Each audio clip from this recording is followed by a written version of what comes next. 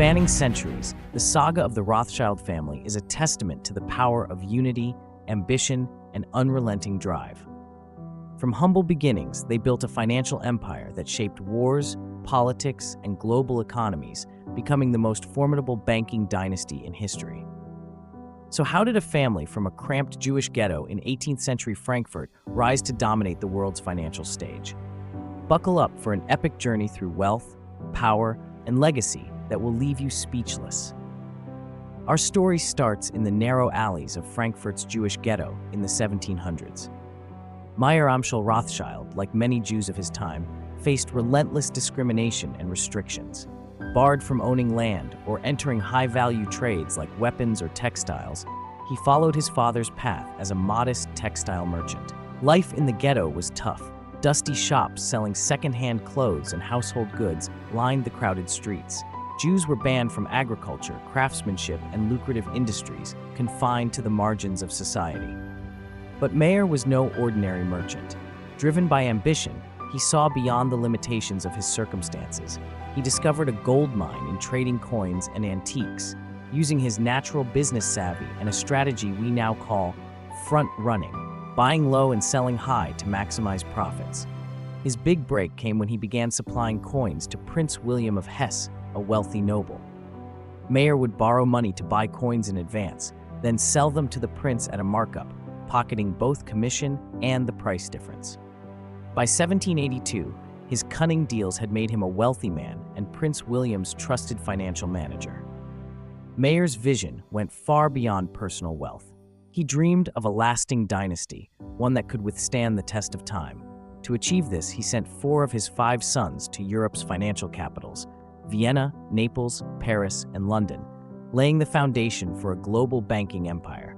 His son Nathan, sent to London, would become the crown jewel of the Rothschild legacy. In the early 1800s, Britain was the world's superpower, its empire spanning the globe. London, with its Bank of England founded in 1694, was the beating heart of global finance. Nathan Rothschild arrived with £20,000 and a burning ambition to prove himself. A fiery, competitive, and brilliant businessman, Nathan saw opportunity in London's booming textile industry. He didn't just trade finished goods, he controlled the entire supply chain, providing raw materials and dyes to manufacturers, then selling the final products at competitive prices.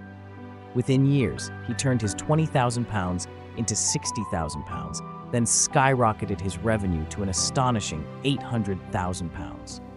Nathan wasn't content with textiles alone. He traded precious metals and built a financial empire that outshone even his father's achievements in Frankfurt.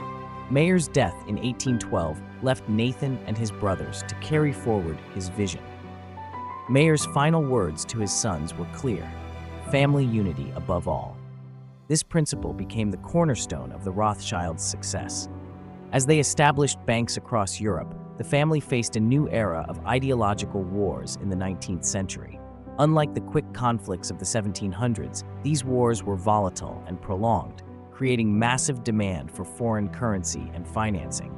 The Rothschilds' decentralized banking network gave them an edge, allowing them to charge high fees, sometimes 8%, for currency exchanges, while pioneering rapid information networks using private couriers, horses, and even carrier pigeons to outpace competitors. Nathan seized a golden opportunity during the Napoleonic Wars.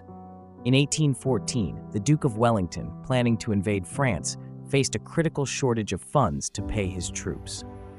Britain's national budget was stretched thin, and supplying a prolonged campaign in Iberia seemed impossible. Nathan stepped in, boldly purchasing £800,000 in East India Company stock and government bonds at a discount. He then arranged to transport gold to Portugal and France for the British government, securing a massive profit. This deal cemented Nathan's reputation as a financial titan and made the Rothschilds indispensable to global powers. By the mid-19th century, wars across Europe fueled the Rothschilds' wealth, turning conflict into a lucrative business. Their banks financed governments, profiting from currency speculation and bond trading. But tragedy struck in 1836, when Nathan, the richest man in the world, died suddenly at 58. The London Times called his death one of the most significant events for London and Europe, underscoring his unparalleled influence. His son Lionel took the reins, navigating new challenges as competition in government financing grew fierce. Lionel also championed social change, using the family's wealth to fight anti-Semitism. In 1847, he made history by winning a seat in Parliament as a Liberal candidate for the City of London. Refusing to swear an oath on the Bible, he insisted on the Old Testament, a bold stand that led to reforms allowing Jews to serve in Parliament. This victory marked a turning point for the Rothschilds and the Jewish community. Meanwhile, a new rival emerged, Junius Morgan, an American banker who saw opportunity where the Rothschilds hesitated. During the 1870 Franco-Prussian War, while the Rothschilds bet against France, Morgan loaned over £10 million to the French army, confident in their ability to repay due to their robust economy and tax system. When France paid off its bonds early in 1873, Morgan earned a staggering £1.5 million profit, catapulting his firm to the forefront of global finance.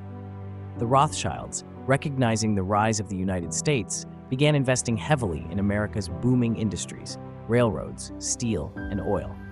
During the 1893 financial crisis, when the U.S. faced a gold reserve shortage, J.P. Morgan, Junius's son, partnered with the Rothschilds to supply 3.5 million ounces of gold, stabilizing the economy.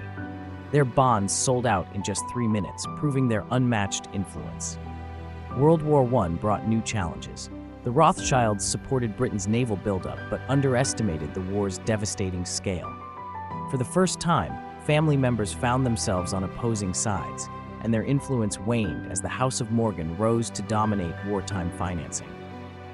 By 1935, the Jewish Chronicle declared the Rothschilds' golden era over, as internal divisions and rising anti-Semitism in Europe took their toll. World War II was even more catastrophic. As Hitler's forces swept through Europe, the Rothschilds faced persecution, with their Paris bank seized and family members forced to flee. Some joined resistance movements, while others sought safety in the US or Britain, suffering immense financial and personal losses. After the war, N.M. Rothschild and Sons in London faced the daunting task of rebuilding. They stuck to their strength, government financing. In the 1970s, they backed media mogul Robert Maxwell, a Holocaust survivor turned publishing tycoon. But Maxwell's mysterious death in 1991, amid allegations of embezzling pension funds, sparked a scandal that tarnished the Rothschilds' reputation, reinforcing their commitment to discretion. By 2023, the Rothschilds had transformed their empire, diversifying into investment banking, wealth management, private equity, and philanthropy. Their banks in London, Paris, Frankfurt, Vienna, and Naples adapted to a changing financial world, yet their core mission remained, leveraging opportunities while preserving their legacy.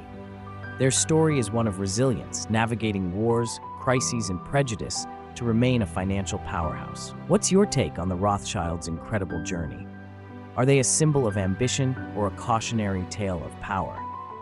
Drop your thoughts in the comments and hit subscribe to join us for more stories of success, struggle, and legacy.